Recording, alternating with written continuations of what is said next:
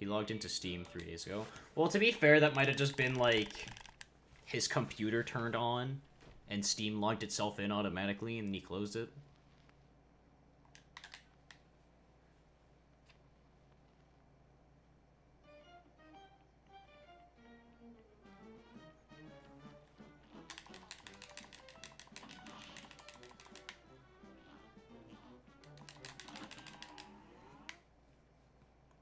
Hearthstone, he's addicted, I think.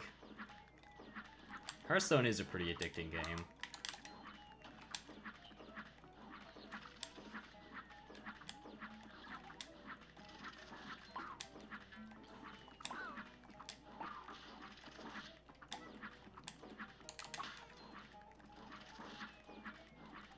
I remember someone called me out, I think it was either on my stream or on Twitter. Someone called me out for... because I said that the Dota card game that's being worked on, like, no one asked for it. And someone immediately took that as, you just don't like card games. Even though, looking at the game now, I'm interested in playing it. It's just that my point still stands that no one asked for a Dota card game. Especially not from Valve.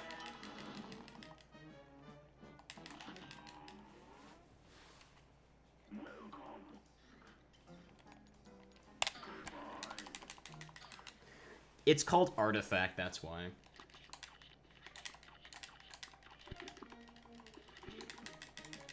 And so far we've gotten not much news other than like, oh, here's some gameplay.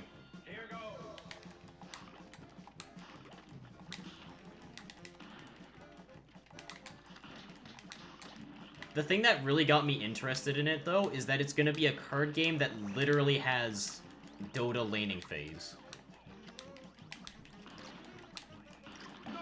So you're playing Dota through card game form.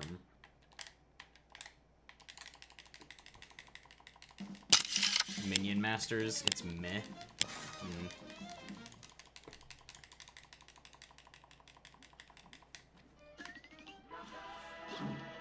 The only thing that's really, like, making me apprehended about it is that so far all the betas have been closed. And the game is gonna be... you have to pay for it. But they also said that at the same time it's gonna be also not pay to win, so that kind of balances it out.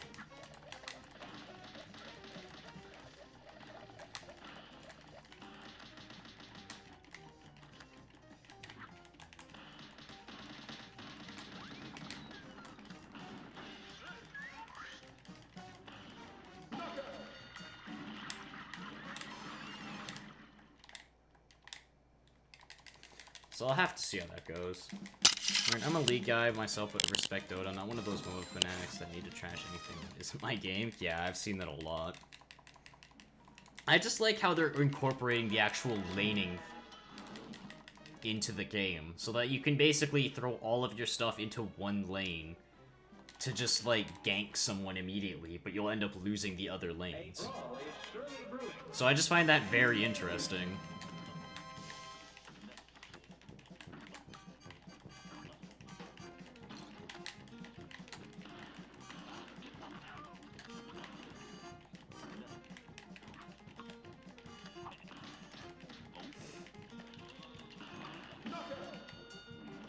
I just tend to play competitive games every so often when I feel like it. Like, lately I've been going back into playing League a bit. And I've been doing, like, decently alright. Not enough to be like those people. Like, if I was to, like, no-life the game, I probably could get up to a pretty high spot. But, like, I just keep playing whatever. Well, of course it's broken. You fire so many that you might as well just, like, the boss might as well just end. Like, it just teleports you to the end of the run and just goes, okay, you're done now. A great slam and then some. Yeah. The one thing I am hopeful for is one of Valve's recent messages, which was, we are in a position to now be able to comfortably start, like, game production again. Whatever that means.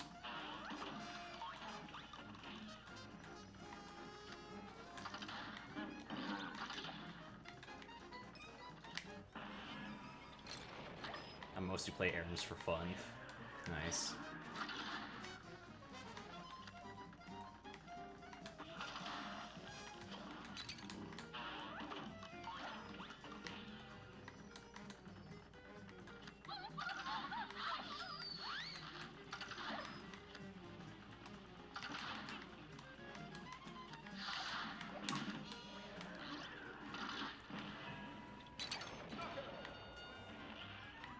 No, but yeah, Valve made a statement recently when they were talking about Artifact, saying that they are now in a position to comfortably be able to make games again. So, theoretically, we could finally start seeing just, like, new games in general, or, like, sequels to old games. Which would be nice. Hello, Giovanni Scorpion? Hope your day's going well. Half-Life 3. Who knows?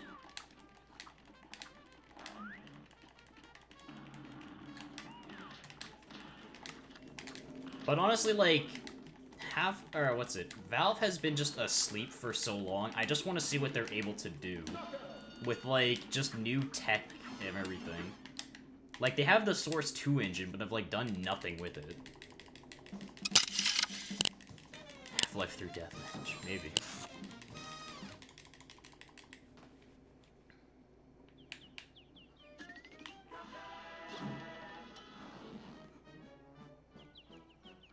I just want to see what Valve, like, what used to be the PC gaming, like, developer, what they can do.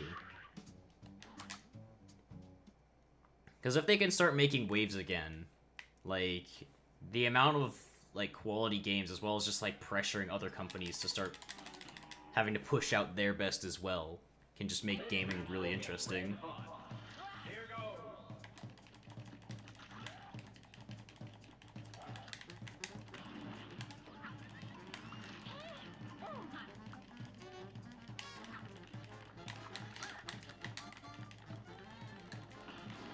Wow, okay, good job, mate. Takes some relearning, though, being out of the game for so long has changed it.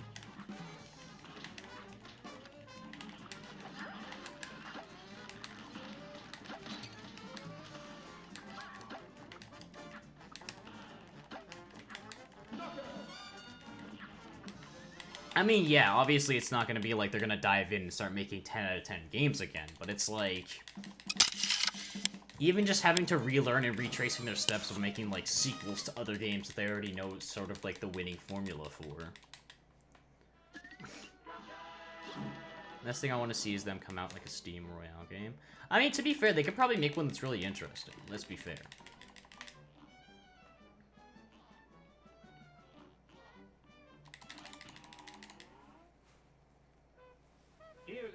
Hey, Dacus, how you doing?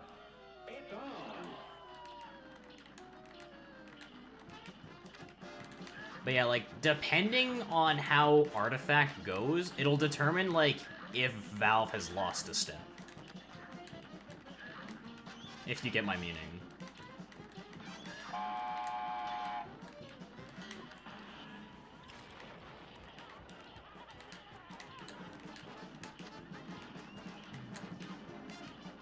That's too much damage. That is an illegal amount of damage. There we go.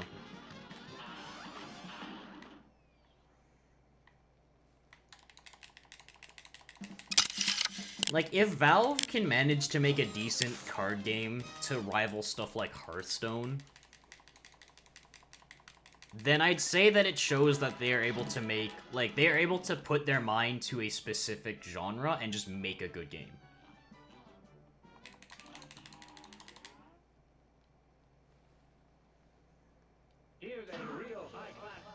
Like, they've made puzzle games, like, random nothing concept puzzle games, like Portal 1, into, like, story-driven, huge things with good characters. CSGO turned into one of the biggest FPS, like, esports of all time. And that was just a mod. Left 4 Dead is arguably one of, if not the greatest cooperative shooter game out there.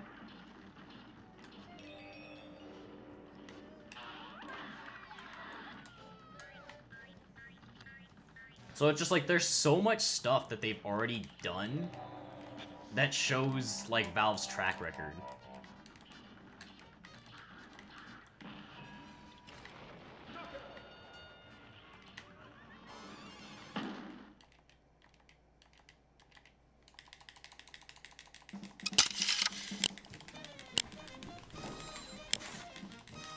And even now with VR, like, they were pioneering a lot of stuff with VR.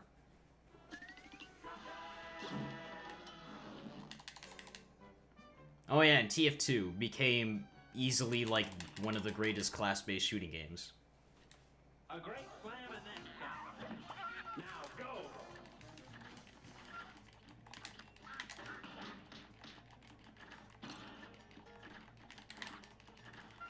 Baby, you asshole.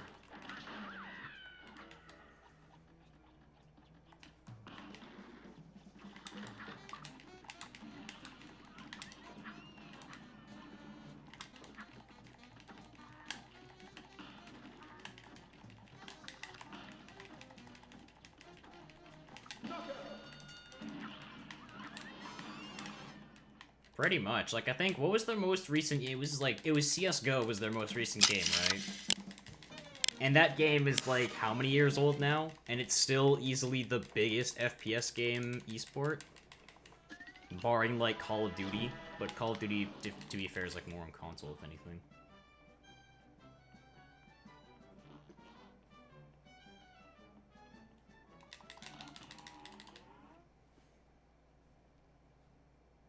A great slam and then stop. Now go!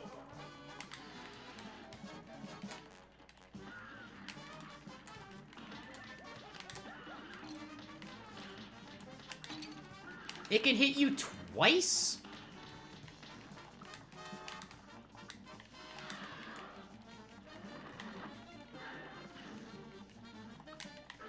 Okay, well that sucks.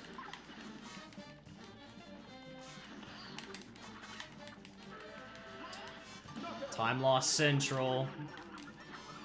Thanks, game. Yeah, I'm keeping its viewers base, unlike Overwatch. Well, I mean, it'll be interesting to see. Overwatch just announced that Canada is getting 2, like, esport teams. So that's at least bringing me back. We're getting one for Toronto and Vancouver. So now we can just body everyone. My biggest problem with the Overwatch League right now is that it doesn't feel like actual, like, places representing places.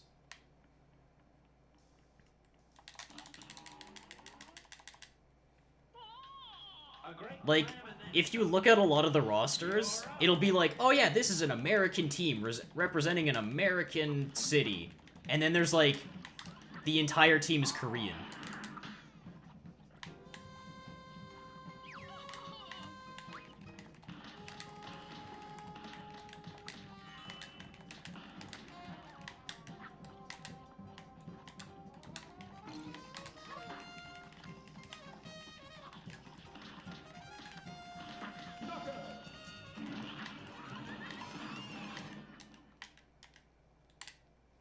And, like, on other teams, like, for hockey, for example, you can at least have a majority of the people still be from the place or the country.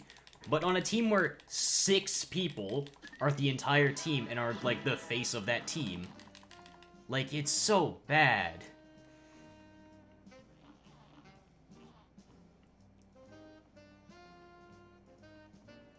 Maybe they need import restrictions like League, only 2 imports per allowed per team. I wish they would do that. Because currently, as it stands, it's basically, oh yeah, person from this city. Your entire hopes now rely on someone from a different country to win the game. Which becomes less of a case of, like, who's got the best players, and more of a case of just who had the best imports.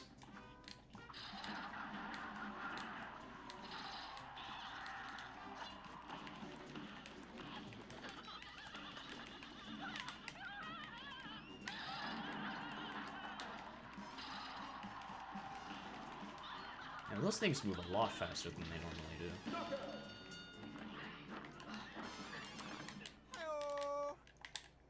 Thank you, Savage Streams, for the follow. Appreciate it. You know, for some reason my stream bot is not detecting followers. That's annoying. Micah Thomas. Thank you for the follow as well. So Rising 2, figuring with a franchise system like Overwatch has, teams will be more willing to build local talent. Yeah, that's why I'm hoping with the Canadian teams, like, there's just this mass exodus of Canadians from other teams, and they just all come home to represent.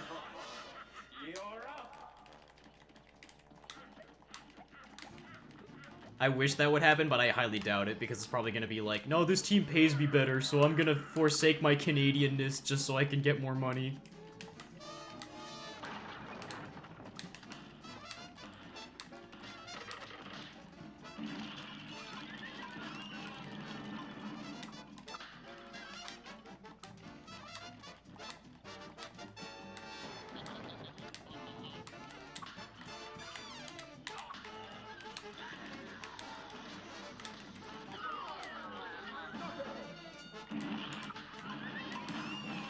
The double KO.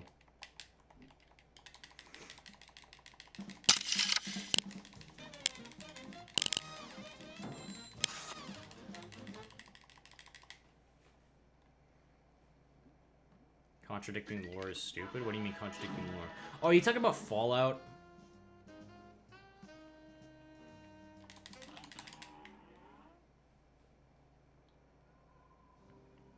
Oh. It's not contradicting lore, it's fuck the red team. Okay, well we got a new PB at least.